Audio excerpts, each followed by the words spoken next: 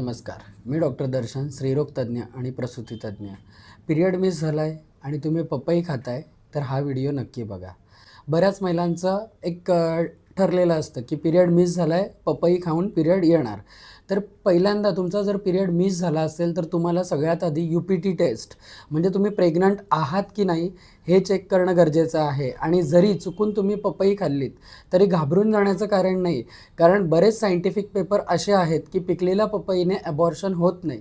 पण जर तुम्ही कच्ची पपई खाल्ली असेल, तर तुम्ही हा व्हिडिओ नक्कीच बघा.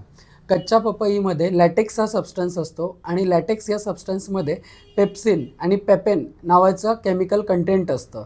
पेप्सिन आणि पेपेन हे दोन केमिकल कंटेंट आहेत. ते प्रोस्टॅग्लँडिन आणि ऑक्सिटोसिन यांच्यासारखे ॲक्ट करतात. प्रोस्टॅग्लँडिन आणि ऑक्सिटोसिन हे काय करतात, तर युटेराईन कॉन्ट्रॅक्शन्स प्रोड्यूस करतात आणि त्यामुळे गर्भाशयामध्ये कळा येतात आणि जी राहिलेली प्रेग्नन्सी असते किंवा डिलिव्हरीच्या वेळेस कळा येतात आणि डिलिव्हरी होते. सो तुम्ही जर प्रेग्नंट असाल आणि तुम्ही जर कच्ची पपई खाल्लीत, तर त्याने याच्यातले जे पेपेन आहे ते तुमच्या गर्भाशयावर ॲक्ट करेल आणि त्याच्यामुळे तुम्हाला कळा सुरू होऊन तुमची पिरियड येईल. पण जर तुम्ही प्रेग्नंट असाल, तर हा तुमचा लॉस आहे.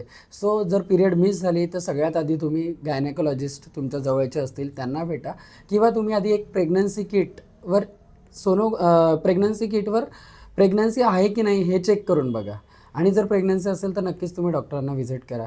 तुम्ही पपई किंवा हे सगळं तत्सम उपक्रम करून तुमच्या राहिलेल्या बाळाला तुम्ही कुठेतरी हार्म पोचवू शकता. So be careful. थँक्यू.